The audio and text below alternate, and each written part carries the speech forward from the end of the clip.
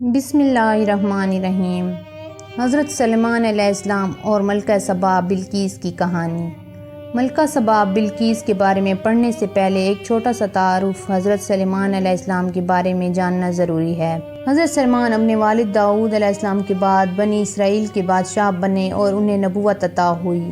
آپ نے اللہ سے دعا مانگی تھی کہ آپ کو ایسی حکومت عطا کی جائے جو آج سے پہلے کسی کو نہ ملی ہو اور نہ آئندہ ملے۔ اللہ نے ان کی دعا قبول فرما لی اور اللہ نے آپ کو ہوا، جنات، پرندوں اور جانوروں تک پہ حکمرانی عطا کی۔ آپ پرندوں اور جانوروں کی بولیاں سمجھ لیتے تھے، جنات آپ کے حکم سے عمارات بناتے، سمندر سے موتی نکال کر لاتے اور ہر وقت دست بستہ آپ کے دربار میں کھڑے رہتے۔ چونکہ ہوا بھی آپ کے تابع تھی تو آپ کا لکڑی سے بنا ایک بہت بڑا تخت ہوا میں اڑتا رہتا اور صبح سے شام تک 1 مہینے کی مسافت طے کر لیتا تھا۔ حضرت سلیمان نے فلسطین کے شہر یروشلم کے مشرقی حصے میں ایک عمارت تعمیر کی جسے تاریخ میں ہیکل سلیمانی کے نام سے جانا جاتا ہے۔ اس عمارت کا بنیادی مقصد عبادت اور تابوت سکینہ کے لیے ایک محفوظ جگہ مہیا کرنا تھا۔ تابوت سکینہ نامی یہ مقدس صندوق جو حضرت آدم علیہ السلام کو دیا گیا اور ان سے ہوتا ہوا حضرت سلیمان علیہ السلام تک پہنچا۔ اس میں مختلف انبیاء کرام کے تبرکات، حضرت موسیٰ کا حصہ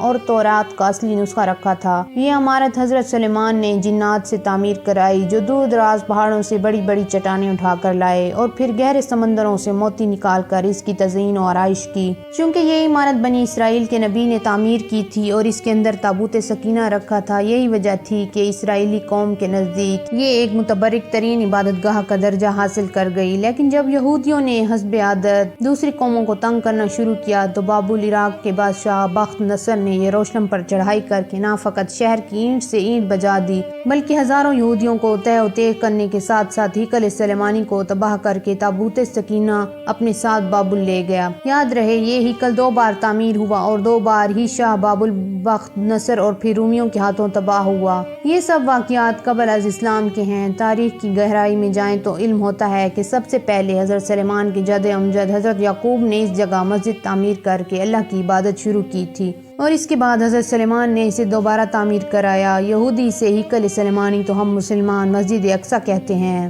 کیونکہ واقعہ معراج النبی صلی اللہ علیہ وآلہ وسلم کی مناسبت سے سورہ اسراء میں اس سے یہ نام مسجد اقصیٰ دیا گیا۔ چلیں اب چلتے ہیں حضرت سلیمان علیہ السلام اور ملکہ سبا بلقیس کی کہانی پر۔ ملک یمن کے پاس ایک قبیلہ آباد تھا جس کا نام سبا تھا۔ یہاں کے لوگ سورج کی پوجا کرتے تھے اور ان کی حکمران ایک نہایت خوبصورت خوبرو ملکہ سبا بلقیس تھی۔ ایک دن کا واقعہ ہے کہ حضرت سلیمان ایک مہم پر تھے۔ انہوں نے دربار لگایا سب سپہ سالاروں سے رپورٹ لینے کے لیے۔ جن و انس، جانور اور پرندے سب کے سب حاضر ہوئے مگر ان کا چہیتا پرندہ ہدہد غائب تھا۔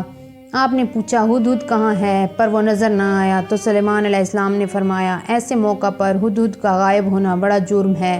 اگر وہ اپنی غیر حاضری کی معقول وجہ پیش نہ کر سکا تو اسے ذبح کر دیا جائے گا۔ ابھی یہ گفتگو ہو رہی تھی کہ ہدہد حاضر ہو گیا۔ تم کہاں تھے پوچھا گیا۔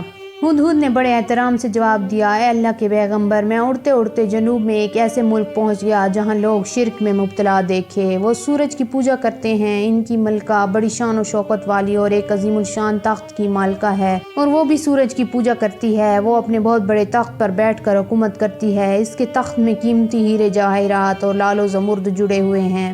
قوم یمن پر ملکہ سبا کی حکومت تھی اور جنوب عرب کے کئی علاقے بھی ان کی حکمرانی میں تھے۔ اگر تمہاری بات سچ ہے تو میرا خط اس ملکہ تک پہنچاؤ کہ وہ اور ان کی قوم شرک سے باز آ جائیں اور دین کی راہ اپنائیں۔ خط پہنچانے کے بعد وہاں بیٹھ کر سنو وہ کیا رد عمل اختیار کرتے ہیں اور پھر آ کر مجھے خبر دو۔ حضرت سلیمان نے ہدہد کو حکم دیا اور خط لکھوایا۔ حضرت سلیمان نے ملکہ بلقیس کو مخاطب کر کے لکھا، بسم اللہ الرحمن الرحیم۔ یہ مکتوب سلیمان کی طرف سے ہے۔ اللہ رحمان رحیم کے نام سے شروع کیا گیا ہے۔ مضمون یہ ہے کہ میرے مقابلے پر سرکشی نہ کرو اور مسلم امتی بن کر میرے پاس حاضر ہو جاؤ۔ سورہ نمل۔ یہ خط دراصل ملکہ سبا اور اس کی قوم کی طرف دعوت اسلام تھی۔ انہیں شرک سے ہٹا کر توحید کی طرف لانا تھا۔ ہدہد نے خط لے جا کر ملکہ بلقیس کی گود میں گرا دیا۔ اس وقت گرایا جب وہ سورج پرستی کے لیے مبد جا رہی تھی۔ ملکہ حضرت سلیمان کا خط پڑھ کر حیران رہ گئی اور اس نے دربار بلوایا۔ ملکہ کے دربار میں اس وقت 300 کے قریب سردار بیٹھے تھے۔ انہوں انہوں نے جب خط کا متن سنا تو طیش میں آ گئے اور کہا کہ یہ ہماری توہین ہے، ہمیں اس کا سخت جواب دینا چاہیے۔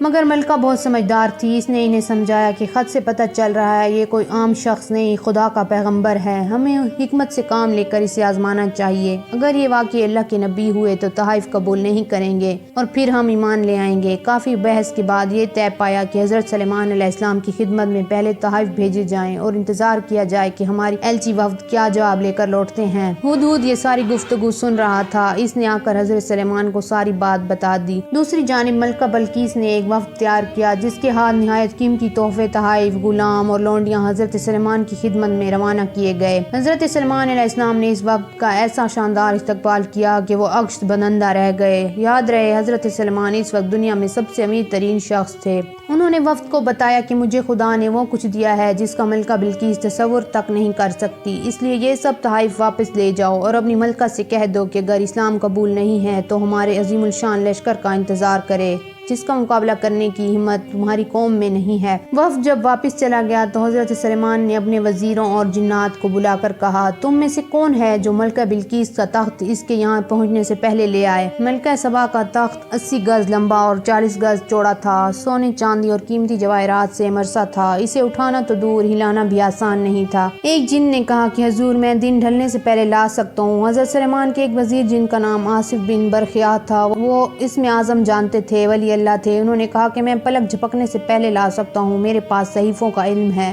حضرت سلیمان نے آصف بن برخیاء کو حکم دیا اور ملکہ کا تخت لمحوں میں حضرت سلیمان علیہ السلام کے سامنے ان کی کرسی کے برابر میں موجود تھا۔ حضرت سلیمان نے تخت حاضر ہو جانے کے بعد اس پر لگے ہیرے جواہرات اور دیگر قیمتی اشیاء کو ہٹانے کا حکم دیا تاکہ اس کی شناخت باقی نہ رہے اور ملکہ کا امتحان لیا جا سکے۔ جب ملکہ حضرت سلیمان کی سلطنت میں حاضر ہوئی تو اس کا پرتپاک استقبال ہوا، اسے ایک ایسے محل میں لے جایا گیا جس کا فرش ایک مخصوص شیشے کا بنا ہوا تھا، جسے دیکھ کر گمان ہوتا تھا کہ شاید پانی کا چھوٹا سا تالاب ہے۔ لہٰذا جب ملکہ اس محل میں داخل ہوئی تو فریب نظر کا شکار ہو کر اپنے لمبے شاہی لباس کو دونوں ہاتھوں سے اوپر کر لیا تاکہ بھیگ نہ جائے، لیکن فرش پر قدم رکھنے کے بعد ملکہ کو یہ جان کر حیرت اور شرمساری محسوس ہوئی کہ یہ پانی نہیں بلکہ فرش پہ لگے شیشے کا عکس ہے۔ ملکہ بلقیس کو جب اس کا تخت دکھایا گیا جس کی شکل بظاہر تبدیل کر دی گئی تھی، مگر وہ اپنی ذہانت سے تخت کو پہچان گئی اور حیران رہ گئی کہ وہ اپنا تخت سخت حفاظتی پہرے میں چھوڑ کر آئی تھی۔ اسے اس بات کا یقین ہو گیا کہ جو شخص اس کے اتنے بھاری بھرکم تخت کو اتنی کم مدت میں یمن سے 1500 میل دور یروشلم کے شہر لا سکتا ہے وہ یقیناً خدا کا پیغمبر ہے۔ یہ سب معجزات دیکھ کر وہ اور اس کی تمام لشکری حضرت سلیمان کے ہاتھ پر مسلمان ہوئے اور کفر و شرک کی دنیا چھوڑ کر توحید کا پرچم تھاما اور یمن اور جنوبی عرب میں اسلام پھیل گیا۔